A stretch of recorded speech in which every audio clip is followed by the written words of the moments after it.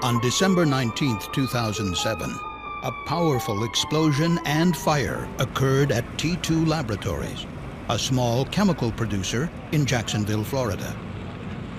The blast killed and injured workers, destroyed T2 Laboratories, and extensively damaged 4 nearby businesses.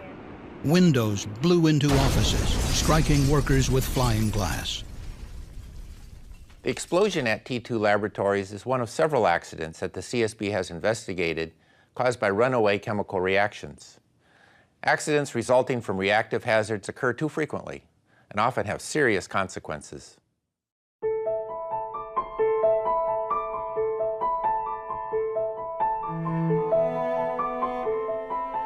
Behind me on this concrete pad, there used to stand a structure some 50 feet high that had a reactor vessel in it, in which the company that operated here, T2 Laboratories Incorporated, manufactured a chemical known as methylcyclopentadienyl manganese tricarbonyl, or MCMT for short.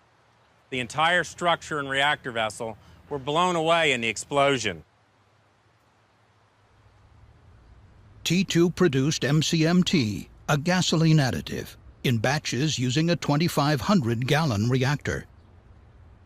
An operator controlled the process with a computerized system in a nearby control room.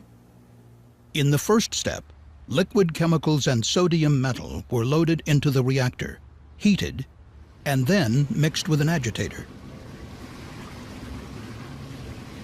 The reaction produced hydrogen, which was vented to the atmosphere. In normal operations, when the temperature reached 300 degrees Fahrenheit, the operator would turn off the heating system. But because this reaction was exothermic, or heat-producing, the temperature inside the reactor would continue to rise. At 360 degrees, operators would begin to periodically fill the reactor's cooling jacket with water. As the water boiled, heat was removed, controlling the temperature. However, on the day of the accident, the CSB found that the operator tried to cool the reactor as usual, but the cooling system likely malfunctioned, perhaps due to a blockage in the water supply piping or a valve failure. The temperature and pressure inside the reactor began to rise uncontrollably in a runaway chemical reaction. T2's co-owners returned to the plant after a worker called to report the cooling problem. While one owner searched for the plant mechanic, the other went to the control room. Concerned about a possible fire, he warned employees to move away from the reactor.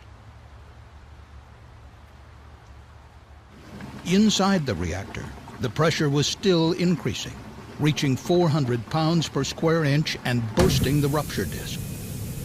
Witnesses heard a sound like a jet engine as high-pressure gas began to vent from the reactor. But it was too late. Within 10 seconds, there was a massive explosion, equivalent to about 1,400 pounds of TNT.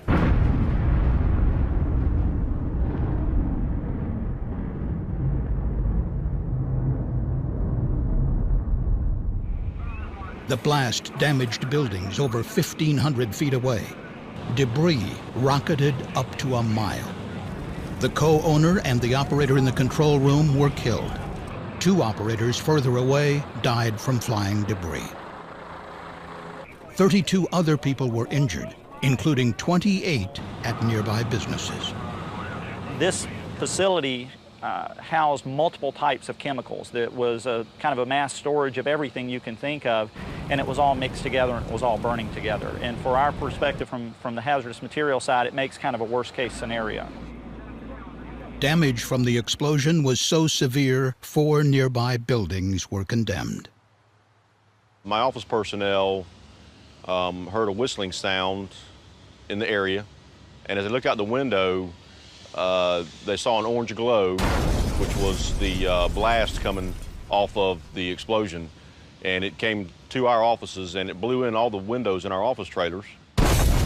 Immediately, it was a shock or a surprise, and then all of us were shaking afterward.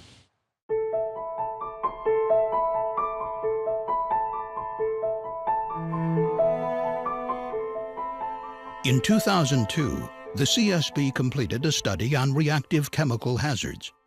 The study identified 167 serious accidents involving uncontrolled chemical reactions between 1980 and 2001, causing 108 deaths and hundreds of millions of dollars in property damage.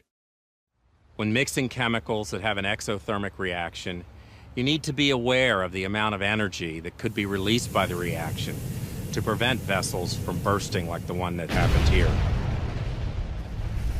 T2 developed its MCMT process using a 1-liter reactor.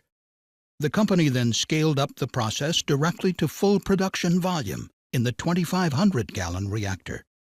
After 41 batches, T2 increased the batch size further by 1/3.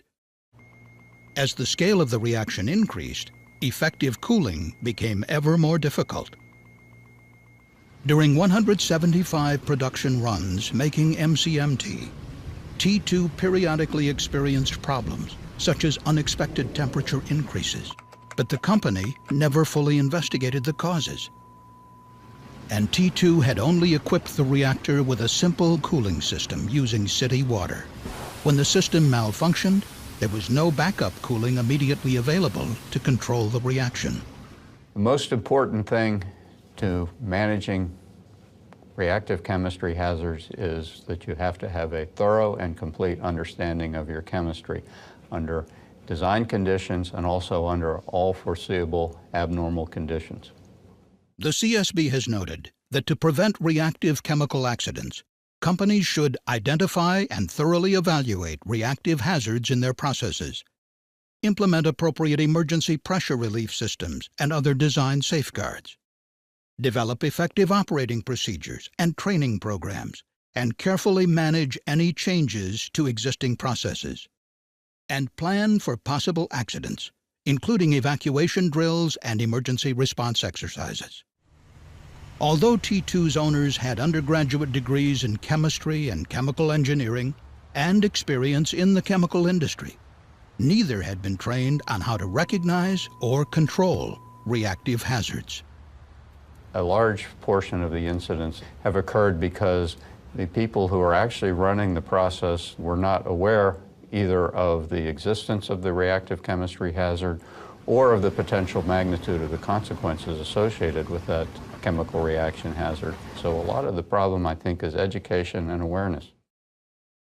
The board noted that multiple sources of information are available on how to control reactive hazards, including publications from the Center for Chemical Process Safety, the Design Institute for Emergency Relief Systems, and the UK Health and Safety Executive.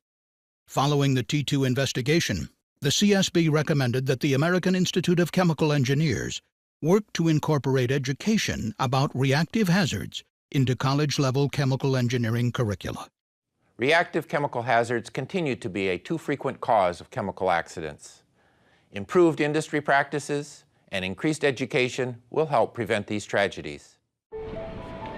Thank you for watching this CSB safety video.